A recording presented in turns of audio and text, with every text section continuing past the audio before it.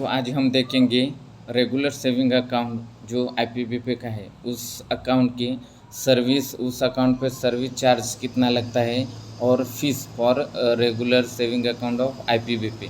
तो इसकी एलिजिबिलिटी क्या है अकाउंट खोलने के लिए, रेगुलर सेविंग अकाउंट खोलने के लिए। Anybody can open this account. जो व्यक्ति 10 साल का है वो 10 साल और केवाईसी करने के बाद, यानी 10 साल का कोई भी व्यक्ति रेगुलर सेविंग अकाउंट खोल सकता है विथ केवाईसी करके। इनिशियल मिनिमम डिपॉजिट नील है, यानी अकाउंट ओपन करने के लिए उसको कोई यानी जीरो बैलेंस से भी अकाउंट ओपन किया जाता है। मिनिमम अकाउंट बैलेंस भी कोई ज़रूरत नहीं, यानी मासिक में, यानी जीरो बैलेंस मंथली बैलेंस, यानी मंथली बैलेंस कुछ भी रखने की कोई ज़रूरत नहीं। यहाँ पे है minimum end of day balance, यानी इसकी maximum limit end of day की है 2 लाख रुपए है। और नॉमिनेशन फैसिलिटी भी अवेलेबल है रेगुलर सेविंग अकाउंट के लिए। और जो पोसा लिंकेज ऑफ पोसा अकाउंट, यानी आईपीबीपी अकाउंट लिंक किया जा सकता है पोस्ट ऑफिस को, तो या यस है। मंथली एवरेज बैलेंस की कोई आवश्यकता नहीं, यानी मंथली बैलेंस मेंटेन करने की कोई आवश्यकता नहीं है। Non maintenance charge monthly average balance, वो भी चार्ज भी कोई नहीं। अगर मंथली बैलेंस रखने की कोई आवश्यकता नहीं तो उसमें चार्ज नहीं होगा। Annual interest rate annual interest rate balance up to 1 lakh है तो वहाँ पे 2% से इंटरेस्ट दिया जाएगा। और balance up to the 1 lakh to 2 lakh से हो तो 2.25% इंटरेस्ट रेगुलर सेविंग अकाउंट पे दिया जाता है।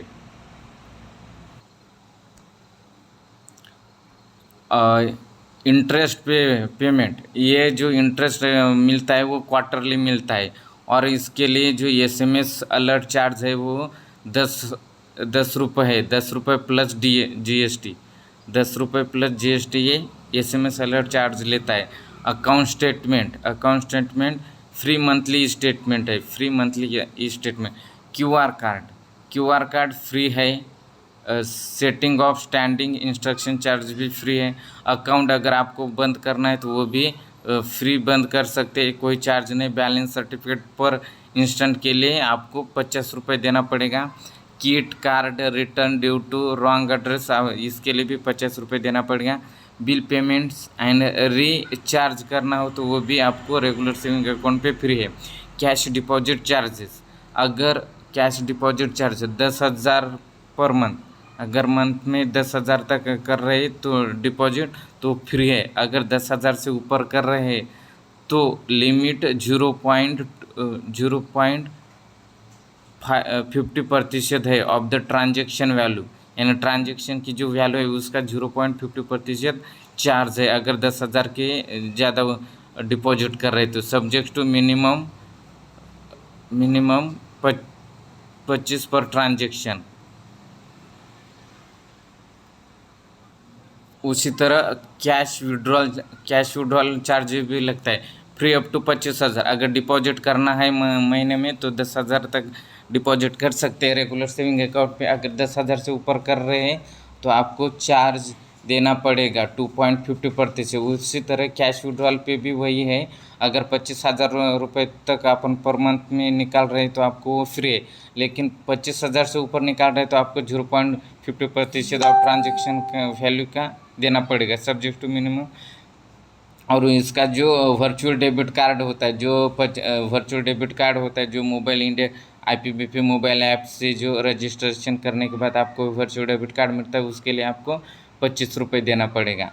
अगर वही वर्चुअल डेबिट कार्ड आपको अगर दोबारा जनरेट करना हो तो वो फ्री है, यानी नील है। यहाँ पे पॉइंट 1 में दिया है कुछ नोट कि post office saving account in case customer have linked post office account about 2 lakh, the end of the day will transfer to the linked post office।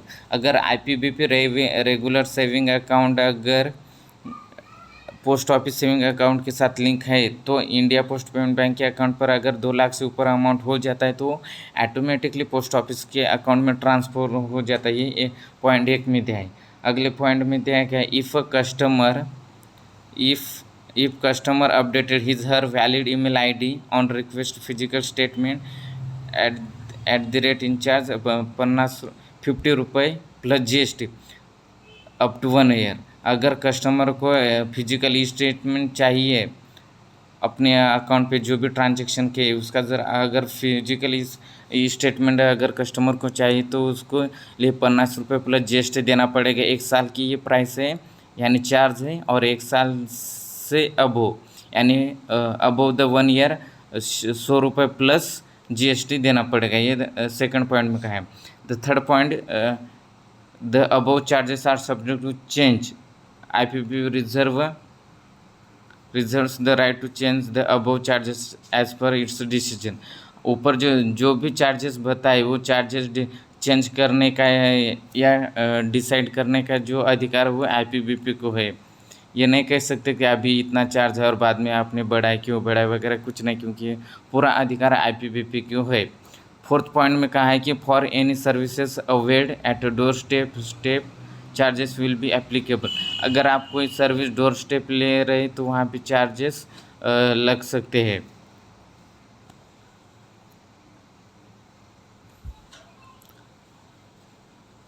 Fourth point है फॉर एनी सर्विसेज, ये हो गया। 5 point, all charges are exclusive of GST। Virtual debit card issue charges included और tax. जो भी charges है mostly GST करके ही है। तो ये थी आज की regular saving account of IPPB, उसके सर्विस चार्जेस और फीस कितनी है रेगुलर सेविंग अकाउंट के बारे में ये जानकारी आज हमने देखिए। अगर आप हमारे चैनल पे फर्स्ट टाइम विजिट करें तो हमारे चैनल को सब्सक्राइब करें, लाइक करें, शेयर करें। और अगर आपको किसी तरह के वीडियो चाहिए तो कमेंट में बता सकते हैं। Thank you so much.